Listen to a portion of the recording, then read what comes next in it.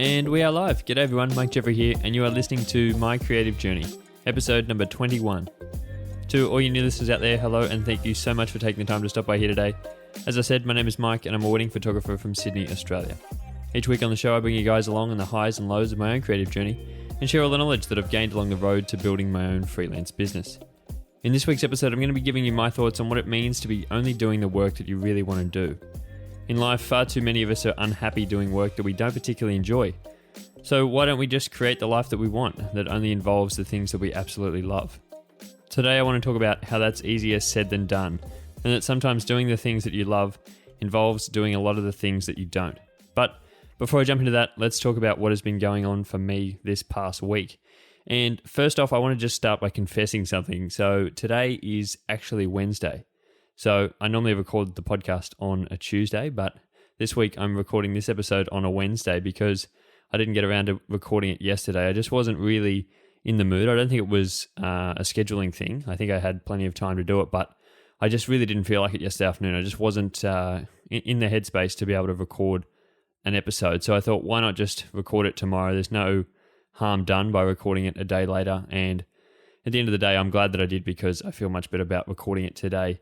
So I just wanted to get that off the bat straight up. But one thing that did happen yesterday was that the podcast hit 200 downloads, which I know may seem like a small thing, but I was pretty proud of that and pretty happy with that achievement. I think it's important, especially when starting out anything, that you've got to be able to be comfortable to celebrate the small things. And I think this is one of those things that is very important to me and something that I will probably look back on and think how much it's grown and think how insignificant that was in a few months' time. But for now, I'm very excited to have passed that mark and to think that after only 20 episodes, we've gotten to that mark, and to think that that averages out to about 10 people listening to each episode is amazing. So yeah, I just really wanted to emphasize that and say how proud I was of that achievement. A big thing that puts that number in perspective is that I've had actually 30 downloads on the first episode, which out of 200 is quite a lot of downloads on the first episode. But that also means that 30 people, individual people, have listened to that first episode at least. So that is a pretty amazing number for me, because I just can't even imagine being here with 30 people and having them all be listening to this podcast and all be listening to things that I've had to say. So that is fairly amazing. And then to have so many people actually come back and listen to episodes after that is amazing as well. So I'm going to keep trying to push on, and we're keeping recording this. As I said last week, I've been really enjoying this process. So there's going to be heaps more episodes to come. And now, in terms of actual work for this past week, I spoke about it on last week's episode, but I had a corporate photo shoot coming up last Thursday, which I went and did. And that was involving taking a few headshots for a corporate business who was starting a new business and wanted some new headshots for their website and some things like that. They wanted a few office shots, a few lifestyle photos in there mixed as well to use on their website to be able to portray that brand and really bring everything together. And we've been in the works sort of talking about this for the past 3 months. It's been a while in the making, but they've been keeping on adding new staff. So we've been hanging on to try and get the actual photo shoot underway. We wanted to make sure that everyone could be there on the day. And I think over that time of thinking about what had to be done, it was really starting to stress me out. And it actually brought up a lot of insecurities around my own work that I didn't even realize that I had, because I'd had that time to really sit back and think about what it would involve and what the expectations would be.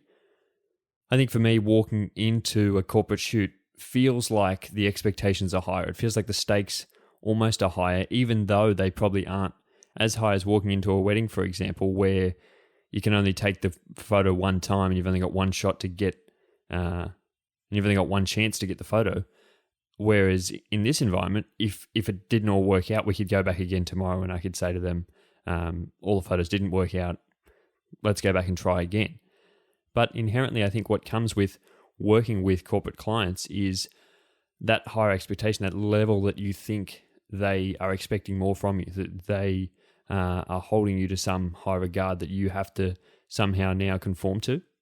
I think especially being work that I had never done a lot of before, it made me rather stressed about the fact that there is a lot of unknown here. There's a lot of things that I don't know, and there's a lot of things that I did need to learn before I actually went and took those photos, because it's never something that I've done before, and I needed to work out what sort of style that they were wanting, and we had a lot of back and forth trying to understand and explain what it was that I was going to provide, but also what it was that they were actually after. So that back and forth, I think, helped, but it also in turn stressed me out a bit more because now the expectations were there, and if I didn't get X, Y, and Z, then I'd be somehow undervaluing what they were expecting.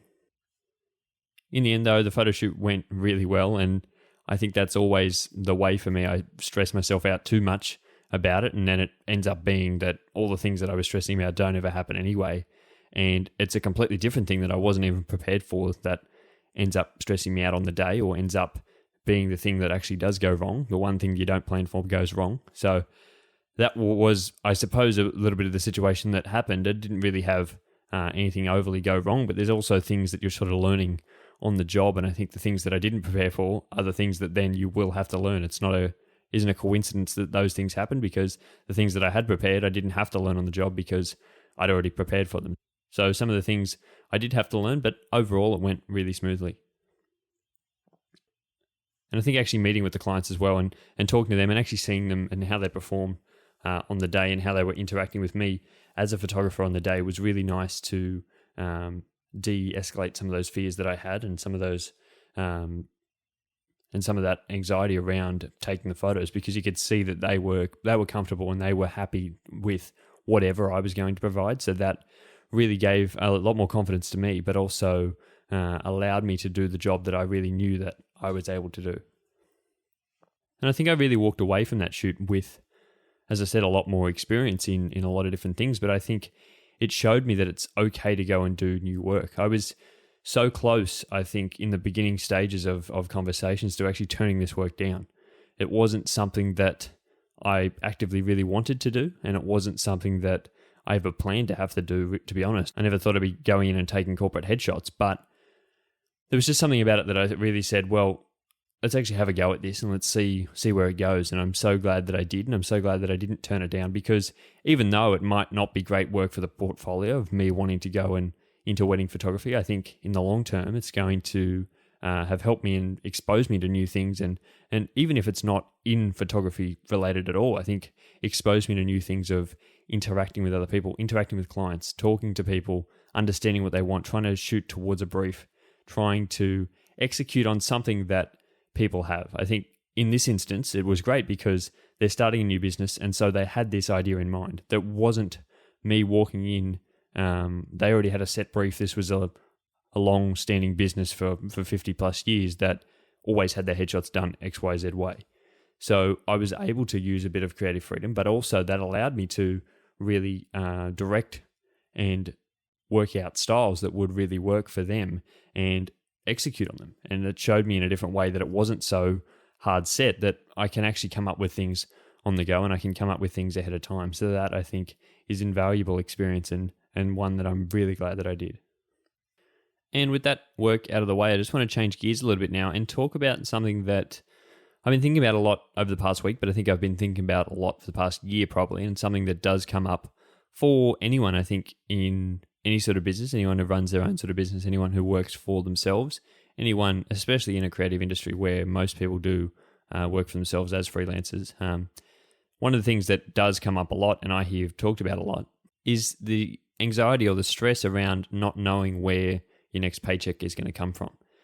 Now, I don't want this to come off as me saying I don't have any money or anything like that. I don't really want to talk about that in sort of a negative way, but I also want it to be open and out there that this is a struggle that a lot of people do come across, and this is something that we all face. It's not to say that we don't actually have work. It's not to say that the work isn't out there, and I think it is. But the stress about whether it's going to be here today or tomorrow or in a week's time, I think, is something that does hit quite a lot of us hard and does weigh very heavily when performing in an industry like this. It's hard to keep turning up when you don't know when the next inquiry is going to be. You know, like you don't know whether someone is going to email you this morning and say, do you want to come do this work next weekend? Or you could hang on for a few months and not get any inquiries.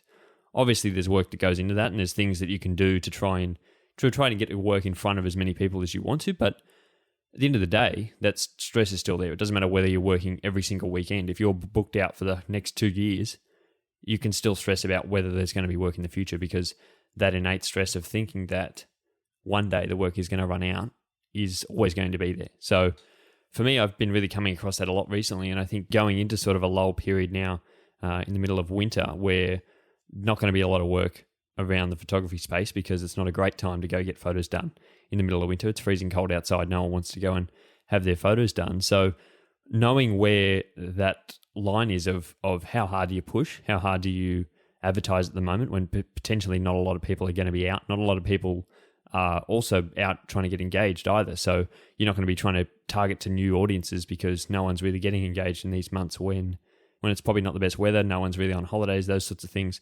So how do you deal with those sort of lull periods? But also in longer terms, how do you deal with not knowing where work is going to come, not knowing when someone's going to inquire with you? It's hard in a creative industry because you can't always just walk up to someone and say, hey, would you like me to work for you? You've got to keep putting work out there until you've persuaded someone that your work is worth it, and you've got to be persuading the right people, and you've got to be actively putting yourself out there more and more. And I think one of those ways, I think, is just being able to put yourself in as many places to be able to be found as possible. You may not know when your next inquiry is going to come in, but you at least know that it's out there to be inquired with and someone can find you. It's really in the end playing that long game of knowing that the more work that you put out there, the more that you can get seen, the more that you're recognized as someone in this industry and recognized as someone who is actually working here. For me, I know that I've recently only just started in wedding photography, so no one is coming on and smashing down my door for me to do their work for them. That when there are far superior photographers out there than me, and someone who has way more experience than me is probably going to get more work than I am and probably going to get more inquiries than I am. But knowing that and knowing that I'm in the early stages means that I have the time to go harder on other things, to go harder on actually getting my work out there, actually going harder on advertising work and putting my work in as many different places as possible so it can be seen by someone who could potentially inquire. I've had a few inquiries over the past few weeks, and a few of them have been from people just seeing photos of mine on Instagram or people just randomly coming across my website. And that is because a few months back, I started to update those things more regularly and started to post photos on there and started to update things on the website and try to provide value on things like that so that in months' time, those things can come to fruition and people can see work that I've been doing and see that I've been trying to create stuff in this space. So why not just inquire with me straight away and make that as easy as possible? If I hadn't have done that before, no one would be inquiring with me. So that's that stress that I had back then. It's now starting to pay off now. And that is the hard thing in this industry where you have to be able to put stuff out there and it has to have a long time, I think, before people are just going to come start knocking at your door. So I feel like I'm genuinely starting to build and genuinely starting to get a lot more inquiries than I ever did, but it wouldn't matter how many I was trying to get. It wouldn't matter if I got 3 inquiries a day. That stress about not knowing when your next one could come is always going to be there because the fact of the matter is all these inquiries are rather random. And it's not like they're just going to be here at 8 a.m. every morning. There's a reason behind why they inquired, and I've got to keep trying to put effort into why. If they said it was because they saw my photos on Instagram, well, maybe I've got to go put more photos on Instagram. I've got to update that more often so that photos of mine can get seen more often. You know what I mean? So that is one way that I'm trying to negate that stress of not knowing where the next inquiry is coming from. But I think it's normal. And I think anyone that I've spoken to in any creative industry and people that I've heard from, even who are miles ahead of me, have said this is a thing, but you've just got to live with that. You've got to live with the fact that, yeah, it's inconsistent. Yeah, you may not know where the next one's coming from, but you have to be confident in the fact that you know that it is going to come. You have to stay assured that the work you're doing is working. And if it isn't working, well, change it. But if you're getting inquiries now, you can be assured that you're going to continue to get them. So the work that you're doing now is the biggest predictor of what's going to happen in the future. And as long as you're continuing to do good work and continuing to do things that can be seen by other people, people are going to still inquire. There's still going to be work there. The work's never going to dry up. It's just whether you can stay relevant to those people or not. And yeah, I just wanted to put that out there because I think that's something that a lot of people go through. And I just want to make sure that it is as normalized as it possibly can be, because I think too many people are turned away by the fact that creative industries or any sort of freelancers don't have stable work. And I think that turns a lot of people away from starting work that they really want to do because they don't know if the work's out there. Whereas I think the work is out there. You've just got to be committed enough to know that it takes time. You've got to be committed enough to do the work first, and then the work will come. It's that sort of strange effect where what comes first, the chicken or the egg? You've got to be able to put work out there so that people know you can actually do work. And in order to do that, you've got to go to some people first. As I said, and I've spoken about this on many episodes before, sometimes you have to work for free in order to get work to put in front of people, but you have to be comfortable knowing that eventually it will come if you keep doing the right work. So I don't want that to dishearten people. I don't want that to turn anyone away. And in fact, I really want that to encourage people to know that inquiries do happen, and I do get quite a few inquiries, but the stress about not knowing where the next one comes from, I don't think that ever goes away, and I don't think that ever will become okay. I don't think you'll ever sort of accept that, because any day, anything could happen, but trying not to live in that is the best thing that you can do. And so just picking back up on something that I said before about the down period at the moment, it's been a bit harder, I guess, to book any clients at the moment, to book anyone through the winter. No one wants to go out and take photos in the middle of winter. It's not the best time to have to take photos. When I was taking photos a couple of weekends ago, we were taking photos on the beach, and we were walking around as we were with really big jumpers on, big jackets. And when we got to the beach, we had to take them off to take the photos, because it would look very strange walking up the beach in big jackets on a beautiful day. But in the photos, you can't tell that it's freezing cold outside. It looks like a beautiful, nice day. But if you were to wear the jackets, that wouldn't make the photos look completely different, and you'd be wondering why people were standing out in the hot sun on the beach with these big jumpers on. So that is one of the reasons, I guess, why people don't want photos in the winter. I mean, there are some scenarios and some situations where they can, but overall, I think it's a bit of a downturn. And so taking advantage of that, I'm actually going away on a holiday in 3 weeks' time, I think. I'm going away for about 3 weeks at the end of June and early July. I'm taking a few weeks off and going away, but one of the things that I've been really contemplating is how I'm going to continue to record this podcast, because it is probably one of the things that I really want to do. It's one of the things that I want to be able to take with me on the road if I can. I'm not going to be doing any other sort of actual work, any editing photos, any taking photos while I'm there, apart from my own sort of stuff that I like to do while I'm on holidays, just taking sort of travel photos and things like that. But I'm not going to be editing work or answering a lot of emails, maybe once a week, but that'll be about it. But I really still want to be able to continue the podcast, and I'm trying to think about how I can incorporate that into the trip, and whether that means episodes for those 3 weeks are probably going to have to be a bit shorter, and whether the editing is going to have to be a bit easier on the podcast. It does take me a few hours to edit each episode of this podcast, which is not something that I want to be doing while I'm on holidays. So trying to make that as easy as possible. If the episodes just have to be a bit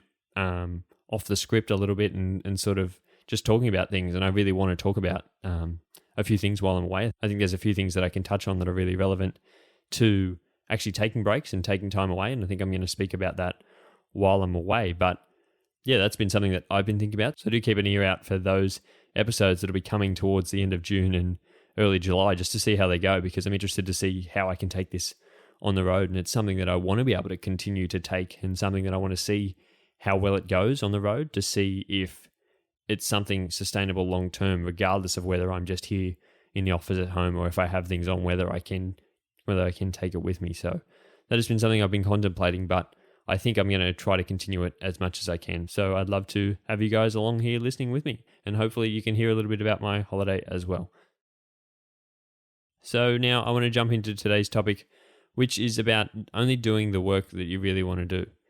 And this has come about to me a lot before, and this has come up to me a lot in the past, but I think again more recently, and what I spoke on today about the work that I did for the corporate shoot last week really brought that back up to me, because that was something that I never really wanted to do. I was always on the fence about whether I should do that work, because it's not work that I, in the end, really want to do. It's not something I want to go be a headshot photographer. That's not something that I really want to do. So why would I push to do work in that area? Why should I do things that I don't really want to do? Why should I do things that aren't helping me get to the end goal? And I've long had this opinion that you shouldn't do work that you don't want to do. You should be turning down things that aren't enjoyable to you. You should be only doing the work that is in an area that you want to continue in, and in an area that's going to help you long term in your career. And while I think that's great, I really had to reflect on it, and I think that only works in theory. That only works if you do have people coming and smashing down your door for work, and you have the opportunity to turn work down. But at the end of the day, all of us as anyone in business or any sort of creative, need to be able to keep the lights on. And for me, that may mean I have to go and do work that I don't particularly enjoy or don't particularly love to do in order to actually pay the bills, in order to have some sort of money coming in. And especially with that sort of corporate work, because it is more sort of in the short term. The problem that I face in the wedding industry is that most of my inquiries are for early next year, end of next year. And so the work isn't in the near future. Whereas when I get inquiries for corporate work, it's normally within the next 2 to 3 weeks. So that's great because it's an easy turnaround, and it's normally work that I can complete within a week. It's work that is inevitably always paid for on time. So that's great. And as much as that goes to actually pay the bills, it's really nice. But it's not inherently work that I love to do. And I've always said that I don't want to do work that's not helping me. But again, that only works in theory. And sometimes you've just got to do things that you don't particularly love. I don't know if it'd surprise you, but over 50% of my inquiries aren't actually couples wanting me to shoot their wedding or take engagement photos or things like that. It's a lot of range of different things and people wanting photos for all different things, which I find really weird because I've never really advertised any services in any other area, but I seem to get random messages from people asking me if I want to do work for X, Y, and Z. And I think, how did you come to terms that I did that sort of work? But I don't think I've ever turned any work down. I don't think if anyone ever came to me and asked me for corporate work or any bits and pieces like that, I've never turned work down. Actually, I do tell a lie. I did turn down a chance to take some newborn photos at the end of last year. That was never something that I really wanted to do, take newborn photos. Never seen it as a big appeal. As much as I love working and being able to tell stories through photos, that is just probably where I draw the line. It's never been something that I've been overly interested in. To be honest, I don't love taking family photos either. I just think it's too staged. I think it's doesn't really have the personality, especially when some of the family members don't really want to be there. That really becomes hard and a bit tedious. But I did turn that down. But apart from that, I've never turned down any other sort of work, any other sort of corporate work. I think mostly is pretty good. It's pretty, I wouldn't say easy work, but it's definitely sort of more by the books. And I know what I'm sort of getting into, and I know that I'm going to get paid on time. So that, I suppose, is a big upside for me. Over the course of the past year, I've done heaps of different work in heaps of different industries, and I've never really seen any return on those, and I've never really wondered why I was being inquired with to do that sort of work. You know, like I've done corporate work, I've done headshots, I've done stock photos, done product photos, photojournalism, sort of portraits, work for families, as I said, proposals that I didn't even advertise myself as having done proposal photography before, but I got asked to do a proposal. Things like that I'm just not sure why people would contact me. Obviously, there is some connection, and that is the fact that I'm a photographer. So they think that inherently I do all different kinds of work, and I've never turned them down when they ask for it. So it probably makes out that I really do all that sort of stuff. But in the end, that's not really work that I really want to do. And I have to be clear with myself that it's just work that I'm doing to try to pay the bills, but it's also work that I do to be able to build connection. And just because it's not driving me forward in the career path that I really want to go on, which is wedding photography, whether it be that or not, if I take photos from someone in a corporate environment and I let them know that I'm a wedding photographer, they may know someone who is getting married. They may know someone who has already been married and who needs photos for something else. They may know someone in their family. It might even be just for them. You know, they may have a connection through any sorts of means that I don't know about. So having that exposure and putting that out there and just being able to communicate with them and show them that I'm an okay photographer in that environment, so why wouldn't they think that I am in others? I get people inquiring with me as a wedding photographer to take their headshots for their work. So why wouldn't people who are at work having headshots inquire with me to take their wedding photos if they know that that is a service that I offer? So being able to put that out there, I think has helped me, but it's also showed me that I don't enjoy that type of work. But again, I'm not in the situation to be able to turn that sort of work down. And I just really want to be clear here, because I think there's a confusion sometimes between only doing the work that you want to do versus only portraying the work that you really want to do. And I think for me, the latter of the two really applies here, because just because I do the work, just because I go and take the headshots, just because I go and do the corporate work, doesn't mean that I'm actively advertising it as a service. You won't see that anywhere on my Instagram feed. You won't see me actually update that on my website. There isn't anything on my website that I have done any sort of corporate work. There's nothing about it there. And I don't want it to be there because I don't want to be that person who is seen as someone that does everything. I don't want to be seen as the jack of all trades in photography because that devalues the work that I do in wedding photography.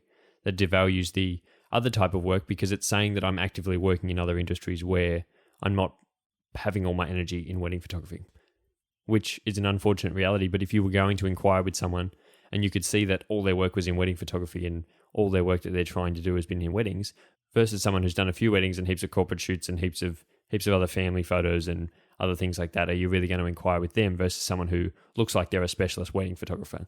So it's all about that perception. And I've always been clear on the fact that I know where I want to go and I know the work that I want to do. So I only portray that work that I want to do. It doesn't mean I only do that work. I can do work in multiple different areas. I can work in whatever different field I want to. I could have a part-time job on the side. It doesn't mean I need to put that on my website front and center to say I work here X amount of hours per week. They don't need to know that. They don't need to know what I do in my spare time, apart from the fact that I'm a very committed wedding photographer. That's all that they need to know. So being upfront with that and understanding that just because you do the work doesn't mean you need to advertise it. Even if it's amazing work, even if you think the photos are incredible, you don't have to put them on your website and show people if it's not in the style that you really want to do. And I don't think that's to be said for everything. If you want to actually go and do headshots on the side, you can create a new website for that. You can create a new Instagram account for that and post those photos there. But I think intertwining it with other types of work, especially when those two aren't necessarily related, can start to become a bit confusing. You know, if I was doing family photos alongside like newborn photos and alongside doing some engagement shoots on the weekend, that would be fine. I think people can see the relation there. But if I'm doing corporate work and then on the weekends going and doing weddings as well and having that all mixed matched on my website, it really wouldn't flow and people would start to question what it is I actually do. And that's not to mention if I was wanting to do corporate work and I was sending my corporate clients to my wedding photography website, they'd be like, hang on a minute, what is going on here? I thought you were a corporate photographer. How come we are just seeing all these wedding photos? So having a distinction and being clear about what it is you actually want to do, I think is so important. And it's something that I've tried to continue to do because I know that I can't only do the work that I want to do, but I'm trying to build to that in the future. And I think this is true for a genre within your niche as well. Like if you're trying to work in wedding photography, but you don't really resonate with someone's style, you can turn work down. I was hearing a story from someone else. I don't know where I heard it from. I think it was on Instagram. Someone posted a story about them turning work down based on the fact that they didn't think the clients really resonated with their style of work. They didn't think that, even though they'd inquired with them, even though they'd gone to a meeting and sat down with them and had a chat with them, after that, they didn't think that they really resonated with the client style. So they turned the clients down based on that. Even though they were willing to pay them for the services, they turned them down. And there was definitely something to be said about that. And definitely if you're trying to move into a very particular style of photo, having someone want different styles of photos or taking someone's photo who's not really keen on it will come through in the photos, for starters. If they're not keen on your style of photography, that's really going to come through. But second, that only works if you have a huge influx of clients who are really wanting to work with you. If you don't, I think you can still do the work, but you don't have to advertise it. You can do work in a range of different areas. If someone comes to you and says, I only want these photos in this style, then maybe, not great. But if you've got no other work, you really have to take what you've got and use that as experience, because you can gain experience in other different ways. It doesn't need to be all portfolio building work to gain experience. You can gain experience through any types of work. And just because it's not in your portfolio doesn't mean that you haven't actually done it and haven't learned things from it. If you are going to put those constraints on yourself, though, I think for your own well-being, you need to say that the reverse is also true. When work does come your way that you really want to do, when it's work that really aligns with the work that you want to do, but it is a bit too hard. For instance, if someone comes to you and really wants you to take photos of their wedding and they've got an amazing style, it's in a great location that you've always wanted to photograph, but it's hours away. It's a huge drive. You have to go get 3 nights accommodation somewhere, and it's just not really going to work for you. I think in that instance, you've got to say yes to that work. You've got to make yourself available for that work because it's in the style that you really want to do. As well as you would say yes to work that's not in your style if it's easy. You can say yes to work that's in your style if it's a bit harder. You've got to be willing to make those opportunities available for yourself. And when they come your way, just like you wouldn't turn down any other opportunity, you can't turn down this one just because it's a bit harder in some other way. I've had clients come to me before ask for work and I think, yeah, that's really, really what I want to do. I don't really have all the equipment to do that sort of work right now. I know that that is something that I want to do, but I'll go and hire that equipment. I'll go and pay a bit more money, hire the equipment to get those photos, to then advertise that as a service that I can then offer. If I didn't go and do that, I couldn't then advertise it, and then no one else would come really asking for it. It's just random by chance that someone has come and asked me to do this style of work that is something that I really want to do. So I can't let that opportunity slip. Understanding that and being equally fair to yourself on both sides of the fact that you're saying you're going to do work that you don't really want to do means that you should do work that you really want to do, even if it's harder to do, even if it's a long way away, even if it's a style you've never done before, but something you're really interested in, you've got to go do that work. Even if it means you might be a little bit out of pocket after it, if it's something that you really enjoy and it's good portfolio building work, then it probably needs to be done just as much as the work that you don't really enjoy, but it's helping you pay the bills. As much as that work needs to be done, you've got to do work that you really enjoy. I would love to be at a point where I could just wake up every day and only do the things that I really 100% want to do. I think that's the dream, and I think that should be the dream for everyone. I think that's the end goal for anyone in their life, and anyone, especially in business. If you're running your own business, that is the goal, to not have to do anything in your own business that you don't enjoy. Outsource things that you don't really want to have to do, and only do the things that you really want to do. And inherently, that is able to be done in business if you're earning the right amount of money. I, at the moment, aren't. So I'm using the time that I have to do some of those things that I don't have the money to outsource. I don't want to sit here and say that I'm in a terrible situation, because I think I'm one of the lucky ones who has made the change to actually doing something that I really want to do in my life. And I'm so glad that I am where I am today. I'm so glad that I'm able to wake up and do most of the things that I really want to enjoy. Of course, there are some things that do come along with trying to do the things you really want to do in life. There are things that come along that you don't really want to do, but you just have to do them, and you have to suck that up and learn to get through that. And I think that's part of the grind and part of working towards something that you really want to do, and working towards that dream of only ever doing the things you 100% want to do. If you weren't ever doing those things, then you're probably not on the right track, and you'd have to start reevaluating what it is you're trying to do. Anyone who runs a business would know that it isn't all sunshine and rainbows, and I'm not trying to make it out to be that. I'm not trying to make it out to be that I don't ever do anything hard through the day. I don't ever do work that I don't enjoy. I think that's just a wrong assumption, and I really don't want to give anyone else that idea, especially people who really would like to start their own business. And I would encourage anyone to do so, especially if it's in an area of something that they really enjoy doing. I would encourage anyone to start their business, but it's going to be hard, and you've got to understand that there are going to be things you don't like to do. I don't love to do my own accounting. I don't love to update my website. I don't love working on Facebook ads. I don't love doing those things because they're not inherently what I signed up to do in this business. I signed up to go take photos and be able to tell stories for people. So through those things, I'm not really achieving any of those outcomes, but they're things that allow me to do what I enjoy doing. And until I have a steady flow of work that I can outsource those things, I've got to continue to use my time as a trade-off for not having the amount of money to outsource them. So I'm able to do those things now, but yes, because I'm able to put in the time. But eventually, I'd love to just do the things that I love being able to do. I often think about editing this podcast, for example, is one of those things that I don't particularly enjoy. I love recording this podcast. It's one of the best things that I do all week, but actually sitting down on a Friday and editing it and spending 3 to 4 hours editing this podcast is not probably the most productive use of my time. But at the moment, I don't really have the means to outsource editing this podcast because I don't have a lot of other work, and I do have the time. It's just I need to prioritize my time a lot better and use my time a lot more efficiently to be able to get this podcast done and be able to get it edited and out on time. But moving forward, yeah, I would love to outsource that editing. I would love to push that onto someone else and be able to pay them to do it, because that time could then free me up to do other things that I really like to do. I could record an extra episode of the podcast per week if I didn't have to edit the podcast, you know what I mean? So it's those sort of trade-offs, but sometimes you've got to do things you don't love doing. I was really having a think about it the other day, because I was thinking, what are the 3 things that, if I could only do 3 things in the business, what would they be? What would those 3 things be moving forward if I had to outsource everything else? If 3 things had to be core values for me that I really love doing and things that I would be happy to wake up every morning and do. And I came to the conclusion that it would probably be going out and actually taking photos. I really love going and taking photos, regardless of what the style of photos is.